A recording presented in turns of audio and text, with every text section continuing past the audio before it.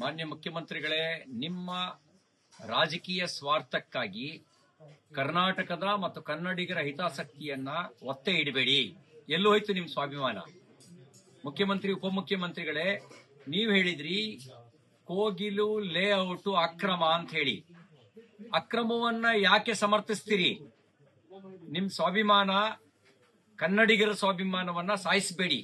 ನಿಮ್ ರಾಜಕೀಯ ತೆವಲಿಗೆ, ನಿಮ್ ರಾಜಕೀಯ ಸ್ವಾರ್ಥಕ್ಕೆ. ನಿಮಗೆ ರಾಜಕೀಯ ಅನಿವಾರ್ಯತೆ ಇರಬಹುದು. ನಿಮಗೆ ರಾಜಕೀಯ ಅನಿವಾರ್ಯತೆಯಲ್ಲಿ ಕೇರಳದ ಅಕ್ರಮವನ್ನ ಸಮರ್ಥಿಸುವಂತ ರಾಜಕೀಯ ಅನಿವಾರ್ಯತೆ ನಿಮಗಿರಬಹುದು. ಕನ್ನಡಿಗರಿಗಿಲ್ಲ, ಕರ್ನಾಟಕಕ್ಕಿಲ್ಲ. ಅಕ್ರಮ ಅಂತ ಆದ್ಮೇಲೆ ಅದನ್ನು ಸಮರ್ಥಿಸುವ ಅವಶ್ಯಕತೆ ಇಲ್ಲ. ಮೊದಲನೇ ದಿನ ತೋರಿಸಿದ ವಿಶ್ವಾಸದ ಮಾತು ಈಗ ಯಾಕೆ ಮಂಕಾಯ್ತು? ಈಗ ಯಾಕೆ ಸಮರ್ಥನೆ ಮಾಡ್ತೀರಿ? ಅಕ್ರಮವೇ.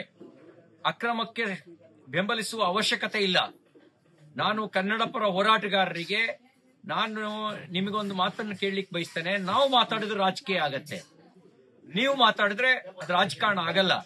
ನೀವು ಈ ಸಂದರ್ಭದಲ್ಲಿ ಹೇಳಬೇಕು, ನೀವು ಕರ್ನಾಟಕದ ಸ್ವಾಭಿಮಾನವನ್ನು ಒತ್ತೆ ಇಡುವಂತ ಅಧಿಕಾರವನ್ನ ಯಾವ ರಾಜಕೀಯ ಪಕ್ಷಕ್ಕೂ ಕೊಟ್ಟಿಲ್ಲ ಅಂತ ಹೇಳಬೇಕು.